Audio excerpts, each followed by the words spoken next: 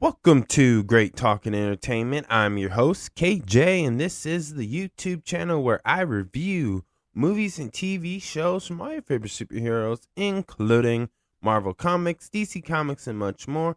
Please subscribe to my YouTube channel, Great Talk and Entertainment official channel. Now let's go, baby.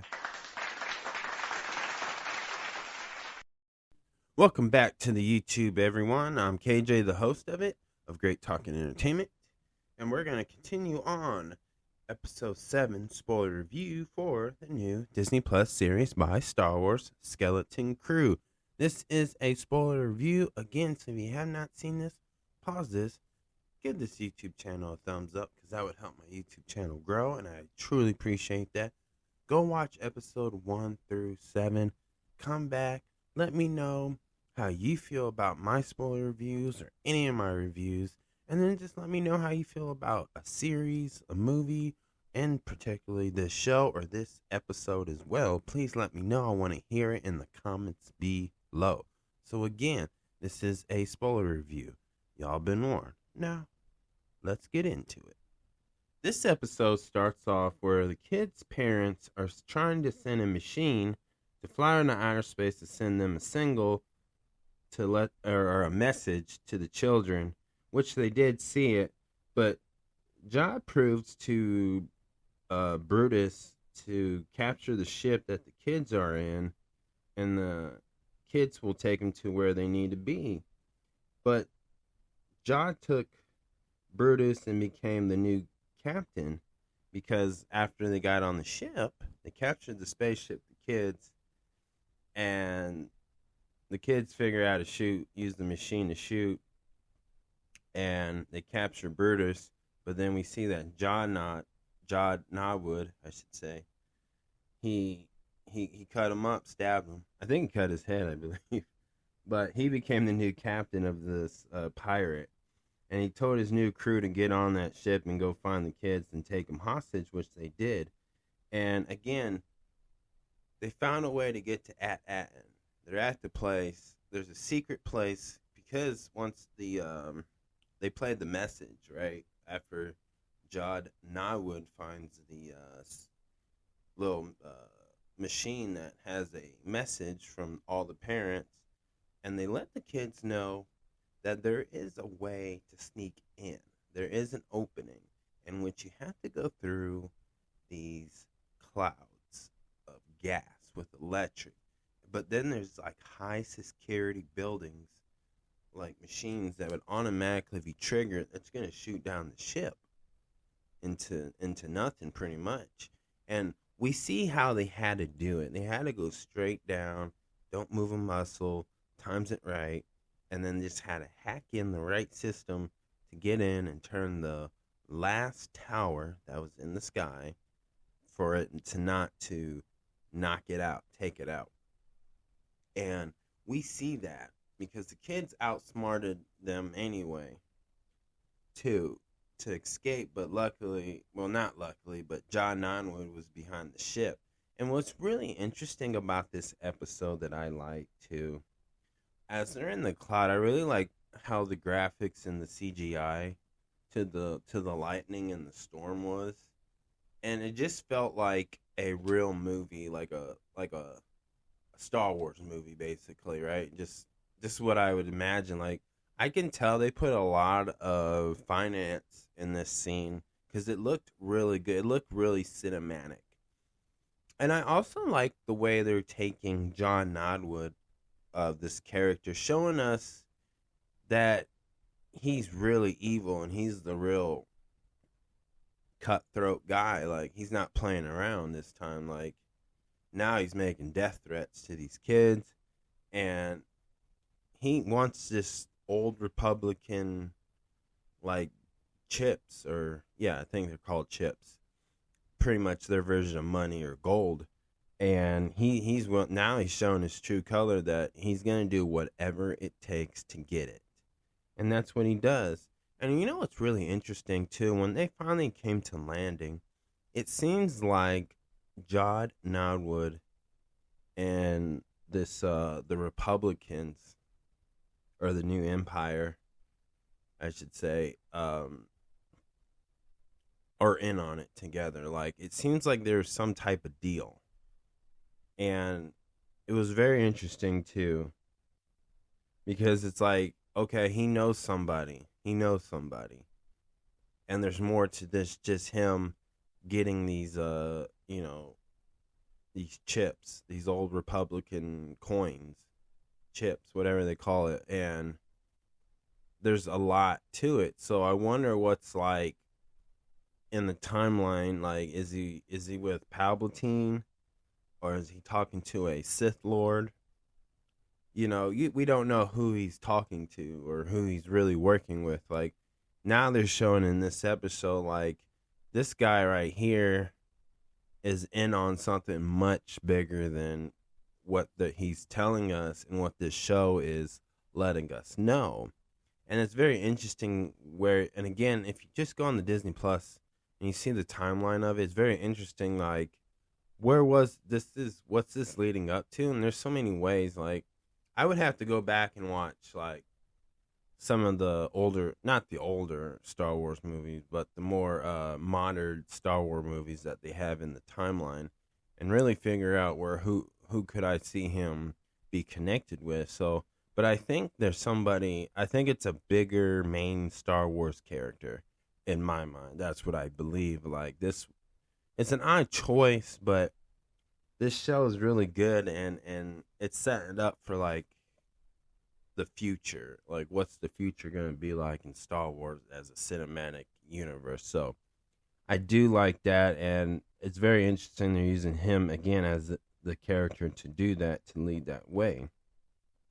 Now, as they finally make it down to the ship, we see them take them to a bottom lower layer or lower level of this whole building where the ship goes, and it's like a basement / dungeon, or more of an underground world type. And it seems like the people on this planet at and don't even know about this particular part of the building. And this had a lot of old Republican coins. And I'm just like, wow, like, but he's found it and they took him to it. So that's where I feel like he's working for somebody, or he made a deal with somebody who's on this particular planet at Aten. And it seems like a bribe. It seemed like a bribe, like, because he didn't even know who he was working for. I don't think he cared.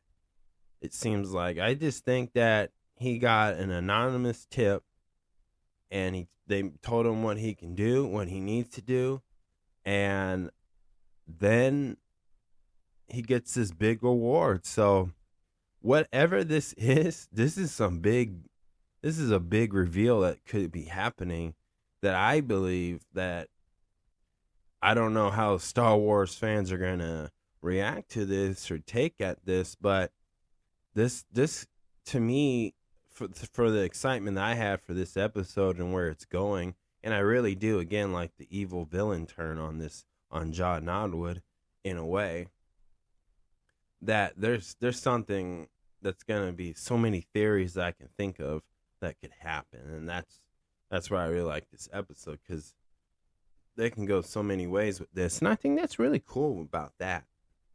But then, the kids finally reunited with the parents, but then that's just where it gets dark. Now John Nodwood whipped out the lightsaber, and that's how the show ending. So this is interesting now. Like, I feel like John Nodwood is going to try to, execute these characters, the parents and the kids, to leave no evidence. Because I think this has to be a hush. I think he's on a hush-hush mission. Don't leave a trail. Don't have no witnesses. Because this show, to see this character, John Nodwood, it really took a dark turn. And you know what? I like that. Because it came out of nowhere. Like, I didn't, for me, I didn't think this was a evil character. I thought this was the trustworthy and good guy type person who made some few mistakes in his past, but he's not a bad guy. I thought he was like a Han Solo character. No, this guy, he's kind of like scum, and this show gave you a really good reason why to not to like this character. Like, you're gonna root for the good guys. You're gonna root for the kids. You're gonna hope to see a real Jedi, come and save them in a way, because Wim, his whole thing was he wanted to be a Jedi, and he believes Jedis are the good guys.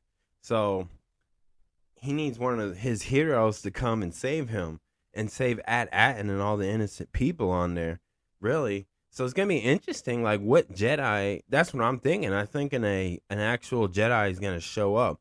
Don't know who. There's so many. There's a lot that we've seen in the Star Wars series and the Star Wars series on Disney Plus as well. So could it be Rey Skywalker? No, I don't think so. Could it be Ahsoka? Yeah, I could see that. I mean, there's so many. I mean, maybe Luke Skywalker. I don't know, but there's so many. It's so many. Obi-Wan Kenobi, maybe. But I just want to see it. I just want to see it happen, and I'm curious what that would be. But that's one theory that I thought of, and it's a prediction too, that by the end of this season, I believe we're going to see a Jedi show up that's going to save everybody. Now let's talk about all the kids. I like that this show, again, we see these kids learning about how to stop a situation to happen, or how to survive from not dying or getting killed from these guys, from these people, I should say. And it's really interesting to see, like, them go through all this problem, but they're still trying to fight the good fight, But we see that they're scared, and they're just glad to be home, and all they want to do is just get away now. But I think now we're going to see these kids in a mature way say, you know what, I want to keep doing this, and I want to stop guys like him. I think it's going to be one of those type of next few episodes within this season. And I'm okay with that. I'm cool with that. I like that. Because we're watching these kids grow and mature again, like I've been saying. That's one of my favorite things about this, is to watch that. I like watching the rookies, the underdogs, somebody's just new to the game, and that's gonna someone be a true hero and save the world, change the world even. And see that in Star Wars is always cool, because that's what Star Wars is mostly about, is the heroes fighting the bad guys and saving the day, saving the galaxy. And it's really always cool to see that. And I really like that they are somewhat doing a build-up with these characters, especially the kids. Because now, they're young kids, and we can watch them grow in different series or Star Wars movies, if there's going to be any Star Wars movies this year, next year, don't know. But it's really cool. I like those type of stories. And I think this show is doing such an excellent job of putting that out and showing us that in all these episodes. So I like that. I said it earlier, I like how what they did with John Nodwood. I think this is an interesting character, and he's like the evil version of Star-Lord, if you think about it, from Marvel, from Guardians of the Galaxy. But he's like the Star Wars version of that, but just the bad guy, to me. He's not like, he's kind of arrogant, he's kind of cocky, he runs his mouth, but it's not like the way, but more in a bad guy way, I guess. But I like that about that. What else did I like about this episode? I would say another thing I like is just how the story's going. I felt like, they didn't put too much and too less in this episode. I think they just put enough to help the audience understand what's going on, and keep reminding them about what's the main reason why this is happening. But also just they're teasing enough to say, oh, there's going to be more. There could be more. And then they just went, and they're promising that they're going to show more in future reference. Like, and I like that about this episode too, because there's so many ways they can go with this. And I think any way they go is going to be great. I don't really have a lot of bad things to say about this episode. I thought it was good, and I liked how they only focus on the characters that needed to be focused on this particular episode. Like, it didn't you didn't see no extra going on. They stayed main focus on what's going on, showing us this is an important episode to truly understand, and that now you really need to pay attention what's about to going to happen in this series, and I like that. So nothing really bad to say. So I'm definitely, if I had to give this a 1 out of 8 or 1 out of 10, I'm definitely giving it an 8. Like, it's not perfect, but boy, it's good. It's good. Like, I really enjoyed where they were going, and I really enjoyed, like, when you think the kids got defeated, they found a way to get the upper hand. But you also see them watch them get defeated, and maybe a plan didn't work, but they're really learning how to bounce back from that on the spot, in the heat of the moment. And I really like that too. And I just love the visuals effects with this, and it just looks well done, well put together. Like, what a great story too. Like, just what a great series. I just enjoyed this one. This is one of my, again, I'm saying it now, this was one of my favorite Star Wars series from all, like one of them, out of all of the franchise. So I like this. I'm really enjoying this show. And you know what? I don't praise this character enough, but Neo is one of my favorite characters on this show. Like, he's just cool to watch, and I'm always rooting for him. But I really like that character too.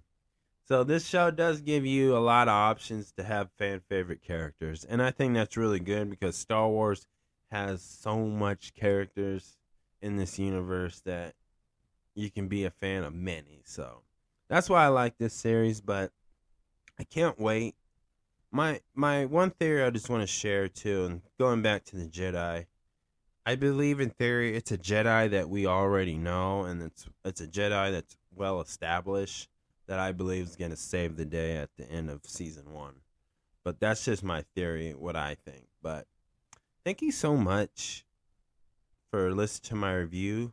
Please subscribe to my YouTube channel, Great Talk and Entertainment official channel. Subscribe, hit that notification button so you can always be updated with all my latest content.